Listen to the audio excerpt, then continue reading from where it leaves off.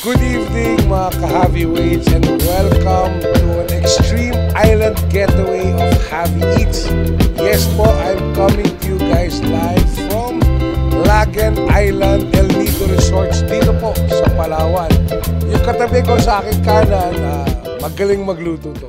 Sa totoo lang, he's a very skilled cook to the point that we call him chef, one of the best menudo makers. And sa Bongeros, makikita natin ito sa IGF. Boss Nino, what are you making? I'm making a paksiw. Request ng mga boys. They look for something na lutong bahay. So, ito na. So, ang ganda ng bahay mo talaga. And honestly, mga ka-heavyweights, the real star, the real chef, London-trained, walang iba kundi si Chef Carlo Caran. Sir Carlos, thank you so much.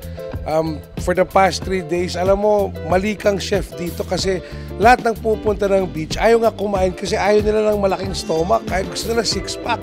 But grabe what you've prepared for us. How hard was it to feed a whole family like us at Thunderbird na we're almost 100 people? I think pag nasa puso po yung ginagawa mo, hindi mo maramdaman ang stress at ang pagod. Output po ay napakasarap.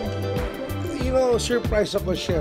Talagang from the heart, lasang-lasa namin. Pero yung ibang mga hinain mo sa amin, syempre yung seafood, super fresh.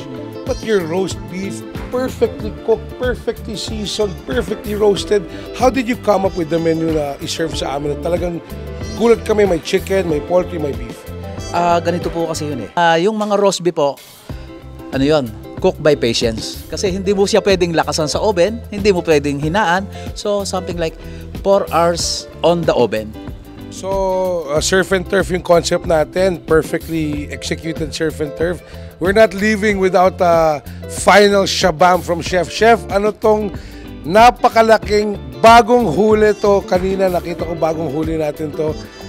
This is legal and allowed to be caught and eaten. Anong tawag sa isda na to? Local fish?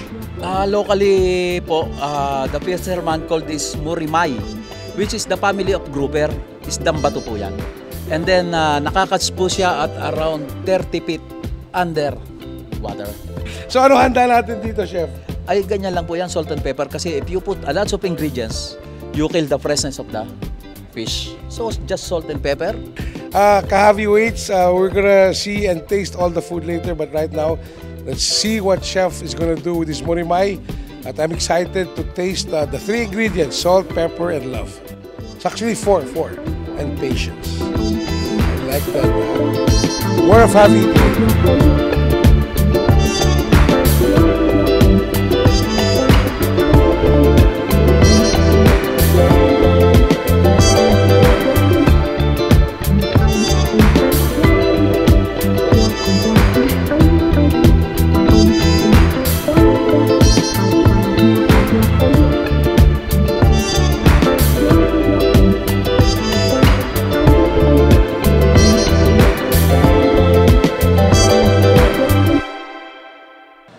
Okay, ito yung hinihintay natin mga ka-heavyweights. Luto na yung murimay or actually ito yung maya-maya, kita mo naman. The plating pa lang katakam-takam at syempre hinahataw natin to kasi marami naghihintay sa atin sa likod at gusto natin tikman tong fresh catch na murimay or maya-maya na prepared by Chef Carlos. Chef Carlos, anything special besides salt, pepper, love, and patience?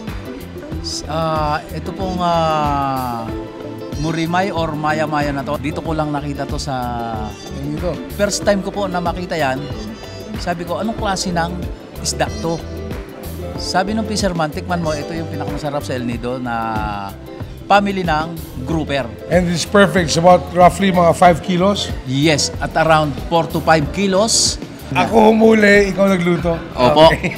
Chef, syempre, it's all about the beach, it's all about environment, it's all about nature pag pumunta ng El Nido. Yes. How is the challenge na mag-stand out naman yung cuisine, yung pagkain, pag pumunta sila dito na hindi lang puro beach lang maganda, pati yung uuwi silang satisfied yung tiyan nila. Lahat po ng pumupunta dito, mag-request lang po kayo at amin pong gagawin. Kung anong gusto nyo pagkain, kung anong gusto nyo luto ng isda, lahat po yan magagawa namin para sa inyong mga kaibigan. And sa totoo lang, the past 3 days has been sobrang enticing, titillating, and fulfilling. Di lang po sa aking mata at sa aking diwa, sa mga tanawin na nakita ko, kundi pati rin sa aking tiyan at bilbil na nadagdagan. Hindi siya pang beach na kainan kasi sobrang sarap. You request spicy, it'll be spicy. You requested soup, they'll give you soup. But if you request for food that doesn't taste good, wala kang matitikman dito sa Lagen. Because ayaw ni chef na hindi masarap ang pagkain. Oo. Kasi bago po yan lumabas, talaga pong titikman natin yan. Okay, so mga ka-heavyweights, please visit here in El Nido, visit Lagen Resort. And as always, don't forget to tip your waiters and waitresses. Nagtrabaho din sila. At sila isang importanteng parte sa total dining experience. Hanggang sa susunod, kakain na muna kami ni Chef. Happy eating.